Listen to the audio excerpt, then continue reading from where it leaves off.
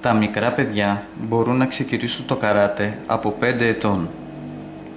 Στόχος μας είναι η πειθαρχία, η κοινωνικότητα, η ομαδικότητα και ο συντονισμός των αθλητών μέσα από την ειδική προπόνηση που ακολουθούν. Οι αθλητές μαθαίνουν βασικές τεχνικές που τους βοηθούν να μάθουν και να συντονίσουν το σώμα τους, αναπτύσσοντας έτσι την νοητική τους ικανότητα και παράλληλα βοηθούν την ομαλή και υγιή τους ανάπτυξη. Και ανοίγουμε καλά τα διάσταση στα ποδαράκια. Τέλος. Έτσι, τι.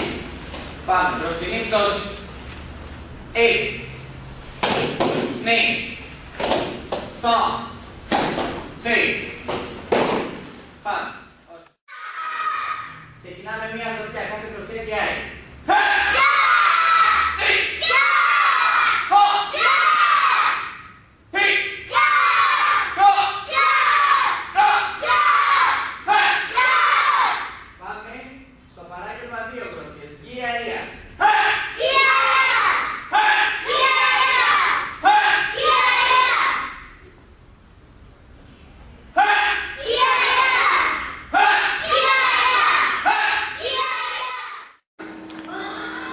Τα μεγαλύτερα παιδιά μαθαίνουν βασικές τεχνικές αυτοάμυνας και ανάλογα το βαθμό τους, αυτές γίνονται πιο πολύπλοκες και πιο εξειδικευμένες.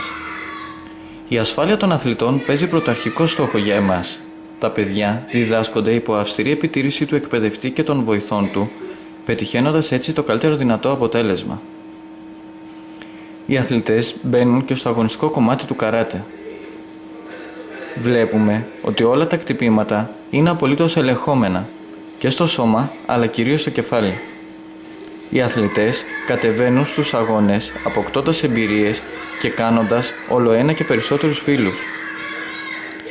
Για τους πρωταθλητές των επίσημων αγώνων υπάρχει η μοριοδότηση που δίνει η Γενική Γραμματεία Αθλητισμού για τις σχολές της επιλογής τους, καθώς και η δυνατότητα να συμμετέχουν σε αγώνες του εξωτερικού.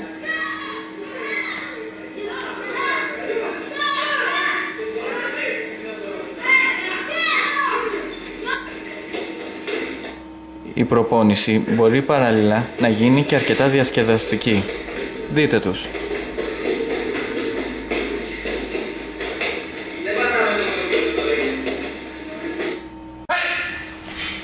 Οι έφηβοι, οι νέοι άνδρες και γυναίκες, καθώς και τα παιδιά σε μεγαλύτερο βαθμό, περνάνε σε ένα άλλο επίπεδο.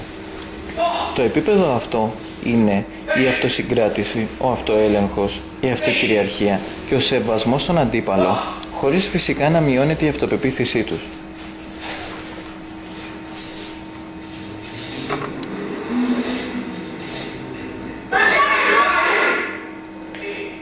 Το Σίτο Ριου έχει τα περισσότερα κάτα από κάθε άλλο στυλ καράτε.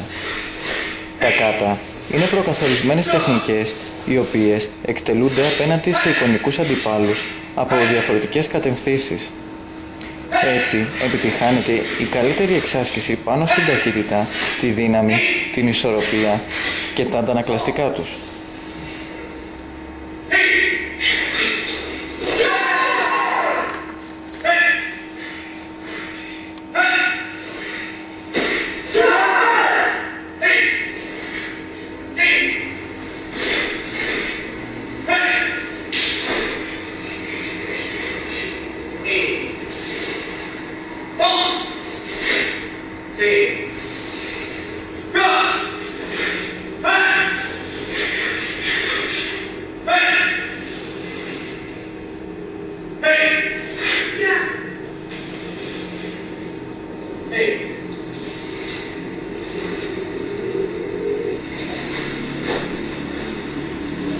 Τεχνικές αυτοάμυνας από μεγαλύτερες ζώνες.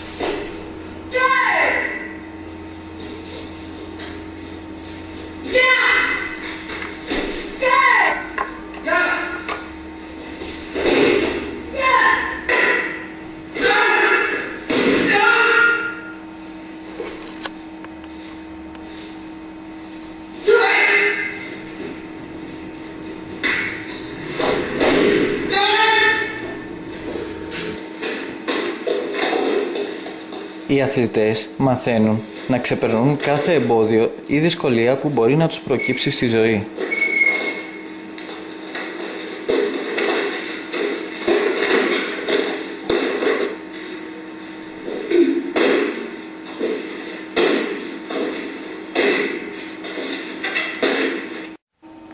Στο σύλλογό μας έχουμε δημιουργήσει τμήμα για τις μαμάδες και τους μπαμπάδες.